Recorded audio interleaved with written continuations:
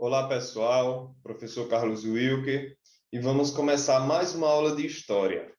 Hoje vamos falar sobre um assunto, um acontecimento muito marcante na história humana, um acontecimento que vai marcar o século XX, que é a Primeira Guerra Mundial, ou a Grande Guerra. Ela é uma guerra que vai entre 1914 e 1918. Antes de continuar, quero cumprimentar a nossa intérprete, a Silândia. Então, vamos lá. Aqui é o nosso roteiro, o que foi a Primeira Guerra Mundial, causas, o início da guerra, fases do conflito, poder de destruição, miséria e fome, as mulheres na guerra, o fim da guerra e os tratados de paz, e, como sempre, ao final de cada aula, a nossa curiosidade. Então, vamos lá. O que foi a Primeira Guerra Mundial? Foi uma guerra global centrada na Europa, que começou em 28 de julho de 1914 e durou até 11 de novembro de 1918.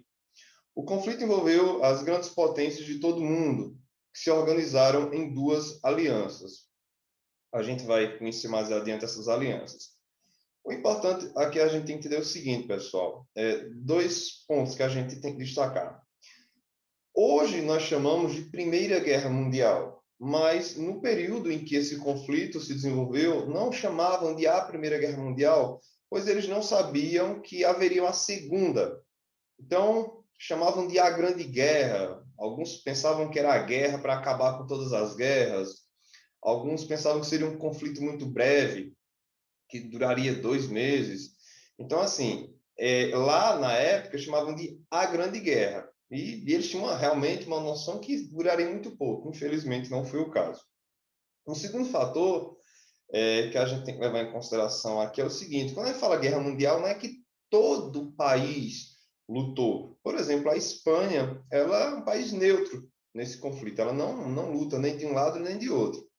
Mas quando a gente fala que é uma guerra mundial, é que ela afeta todo mundo, em questões políticas, econômicas, diplomáticas, bélicas, enfim. Ok? Então, é importante a gente ter em mente isso. Causas. Existe uma série de causas para o início da Primeira Guerra Mundial. Eu separei alguns aqui de forma bastante resumida, já que é um assunto extremamente complexo. Então, vamos lá. Uma dessas causas eram os movimentos nacionalistas, principalmente relacionados aos impérios como o austro-húngaro e o otomano na Península Balcânica. Vamos por partes. O Império Austro-Húngaro ele tinha controle sobre algumas regiões, assim como o Império Turco-Otomano, que vinha lá desde 1453, né, com a queda de Constantinopla, também chamado de Império Romano do Oriente, estavam perdendo regiões. Então, essas regiões, esses territórios, tinham esse sentimento nacionalista, de independência, de se libertarem desses impérios. Então, o primeiro fator, nós temos um nacionalismo muito forte em algumas regiões. O segundo ponto que a gente pode destacar como causa, algumas rivalidades. Por exemplo, a rivalidade entre França e Alemanha. Essa rivalidade vem de uma guerra chamada Guerra Franco-Prussiana, lá entre 1870, em que a França e a Prússia vão entrar em conflito. O que era a Prússia? Pois bem, na época não existia o Estado alemão unificado, o que existia era a Confederação Germânica, no qual a Prússia era um desses blocos, era uma dessas confederações, era uma dessas federações. Só que quando eles entram em guerra com a França, eles se unem. E aí gera um Estado unificado da Alemanha, porque o Estado unificado da Alemanha vem de 1871, é muito recente. A França é derrotada, vai perder territórios para a Alemanha, como os territórios da Alsácia e Lorena, e aí vai se criar um sentimento de nacionalismo e de revanche muito forte entre os franceses contra os alemães. Então, temos aí um fator de rivalidade.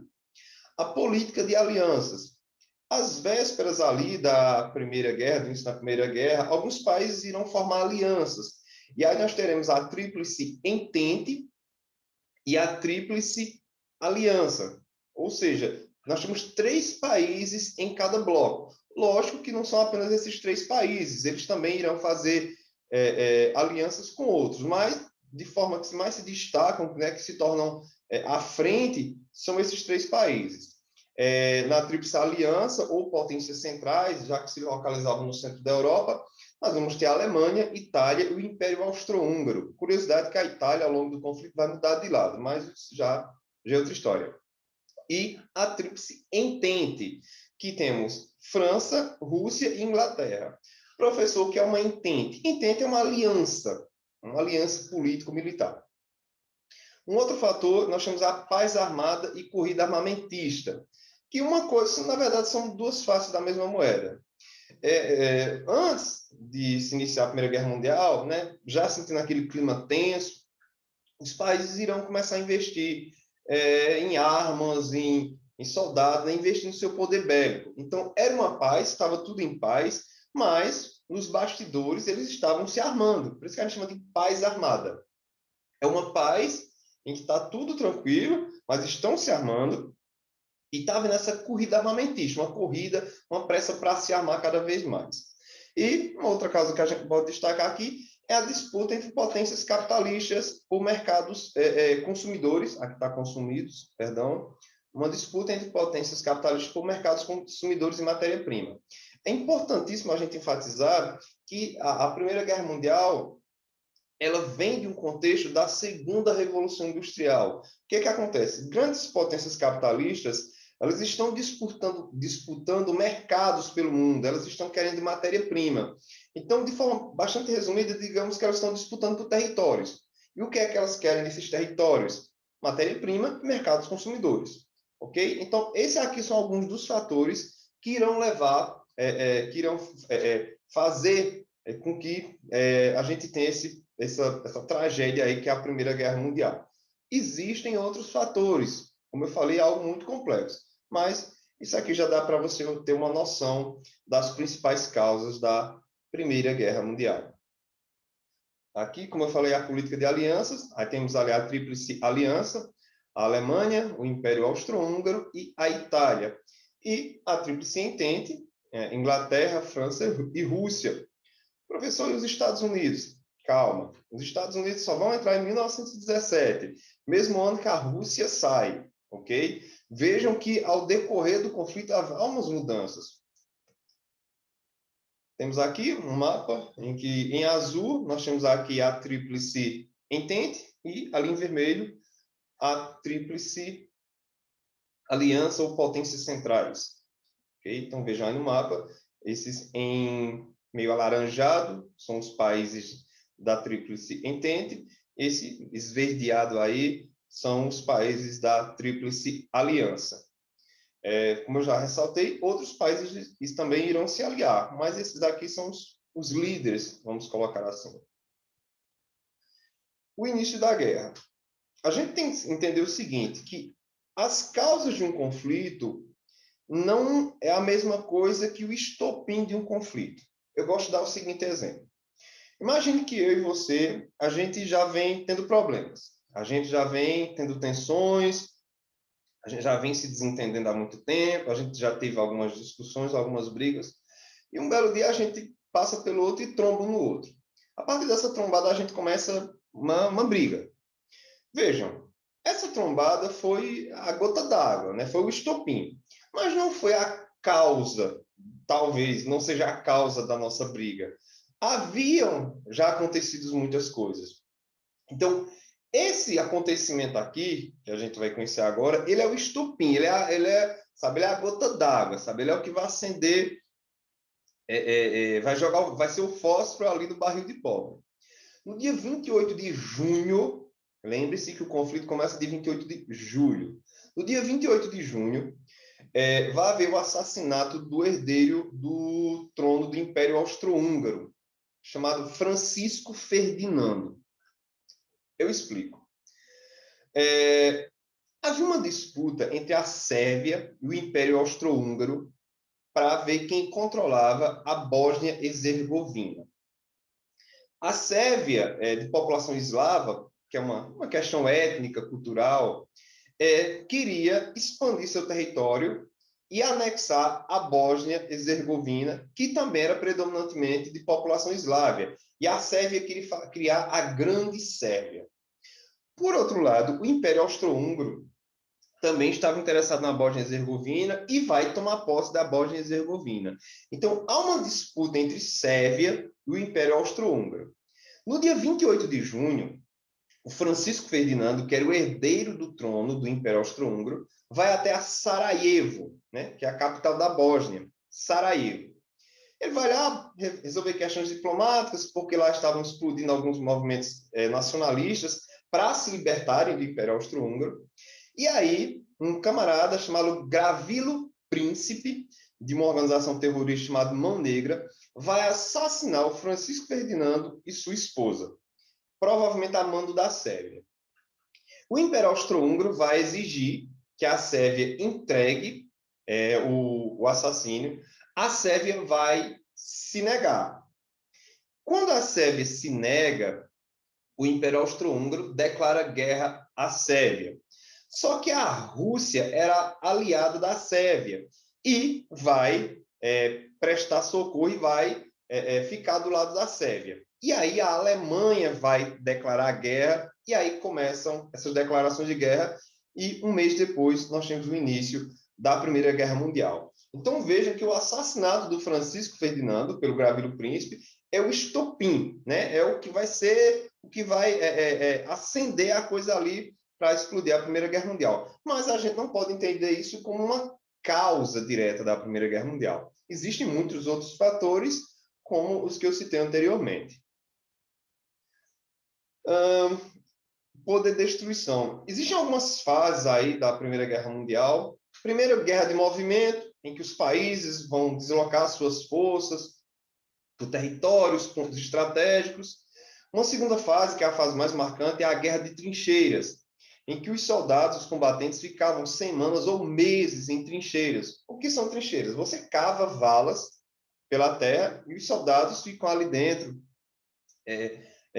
Demora muito, trocando tiro, e dificilmente você sai, porque se você sair, você é alvo do seu inimigo. Então não há muitos avanços, então fica aquela guerra travada e extremamente mortífera nesse período. Então a guerra de trincheiras é a parte mais marcante, é a fase mais marcante do conflito, a mais cruel, a mais letal. Nesse período, na Primeira Guerra, que o submarino começa a ser usado como arma de guerra. E também uma coisa muito utilizada na Primeira Guerra são as armas químicas, né? Os gases tóxicos, como o gás de cloro, o gás mostarda e o gás fosgênio. São gases tóxicos, letais e que causaram muitas mortes durante a Primeira Guerra Mundial. Desculpa. Inclusive, alguns desses produtos serão proibidos na Segunda Guerra Mundial. Professor, existem regras de uma guerra? Existem. Existem crimes de guerra, pasmem. Agora, lógico, isso já é uma história muito complexa para a gente tratar aqui. Mas uma guerra tem suas regras. Nem sempre são respeitadas, né? Grande parte das vezes não é respeitada. Mas uma guerra também tem suas regras. Miséria e fome. A Primeira Guerra vai trazer muitas consequências, né? Sociais, econômicas. A destruição das cidades e dos campos causavam racionamento de alimentos e exigia trabalho dobrado nas fábricas de armas e utensílios para os exércitos. Na França e na Grã-Bretanha, greves se multiplicavam nas fábricas de munições, que vai ter consequências sociais. Boa parte dos homens vão entrar no conflito, então vai haver uma ausência de mão de obra, que vai ser preenchida uma parte pelas mulheres, mas tem danos, né? Uma guerra, ela até para os países que vencem, que são vencedores, um gasto muito grande. Além de mortes, de feridos, também tem um gasto financeiro muito grande, um desgaste social, econômico, político muito grande. Mais de 10 milhões de mortos, alguns falam 17 milhões de mortos, e inúmeros feridos e mutilados, ou seja, isso é um dano muito grande para a sociedade, tanto individual como coletivo. Os países vão investir maciçamente na participação, na propaganda para a participação na guerra. Então, vai haver um grande contingente de pessoas participando desse conflito. E isso aqui é uma imagem de um Natal na Alemanha, em 1918. Vejam aqui uma situação de extrema pobreza. E repito, até os países vencedores sofrem muitos danos, como a gente pode pensar no exemplo da Inglaterra na Segunda Guerra Mundial. As mulheres na guerra. Temos aqui algumas mulheres trabalhando nas fábricas. Por exemplo, nos Estados Unidos, na Grã-Bretanha, elas produziam armas, munições, embalagens, ferramentas, entre outros produtos. Então, vejam que elas foram muito importantes. Também trabalhavam como bombeiras, guardas de trânsito, paramédicas, motoristas. Nas regiões de conflito, atuavam como médicas, enfermeiras e em setores administrativos das forças militares. Inclusive, a Rússia chegou a ter um batalhão feminino que conquistou algumas vitórias, viu, pessoal, durante o conflito.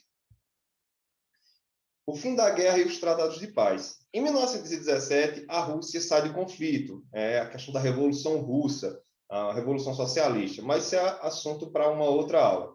Os Estados Unidos entram na guerra.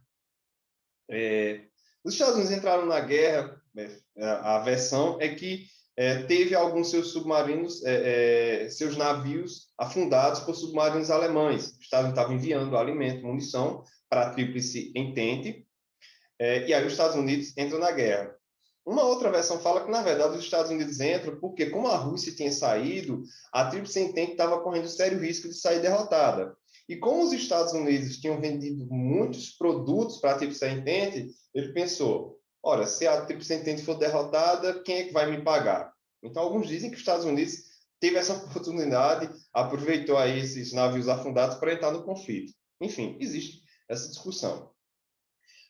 O Império Alemão passava por problemas internos, manifestações contestavam a guerra e o governo, muitos alemães estavam satisfeitos com os rumos do conflito, e aliado a isso, a ofensiva da Tríplice Entente. E aí, em novembro de 1918, a Alemanha aceita assinar um armistício, ou seja, interromper o conflito, né? Parar o conflito. Desculpa. E aí, em 1919, foi assinado o Tratado de Versalhes, na França. O que foi o Tratado de Versalhes? Um acordo de paz dado entre os britânicos, franceses e alemães.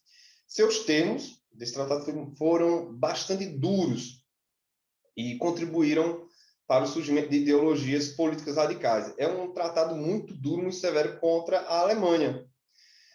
Por exemplo, vão impor à Alemanha perda de territórios para as nações fronteiriças, como a Alsácia e a Lorena, lembram lá que falei no começo? Restrição do tamanho do exército, os alemães não poderiam ter mais que 100 mil soldados, a Alemanha não poderia mais ter marinha, não poderia ter aeronáutica, e vai pedir que a Alemanha indenize os países os países vencedores. Inclusive, esse tratado aqui vai terminar de ser pago, pessoal, no século XXI. Pois é. Então, a Alemanha, ela meio que assume a culpa e tem que indenizar os países vencedores. Então, a Alemanha, inclusive esse Tratado de Versalhes, ele é um dos fatores que vai contribuir muito para o início da Segunda Guerra Mundial. Mas isso também é outra história para uma próxima aula. E aqui é a nossa curiosidade. Na verdade, são algumas curiosidades sobre a Primeira Guerra Mundial. A primeira é que Adolf Hitler, sim mesmo, aquele carinha lá do bigodinho, que lidera a Alemanha na Segunda Guerra Mundial, ele foi um cabo do exército alemão durante a Primeira Guerra Mundial. 90% dos soldados mobilizados pela Áustria e Hungria durante a Primeira Guerra morreram. Vejam que altíssimo índice de mortalidade. 296 soldados norte-americanos se suicidaram no decorrer dos 7 meses em que o país participou da guerra. E a Rússia foi o país com o maior número de mortos. Tem aí embaixo a fonte para essas curiosidades. Ok, pessoal? Espero que vocês tenham gostado e eu vou ficando por aqui e até a próxima.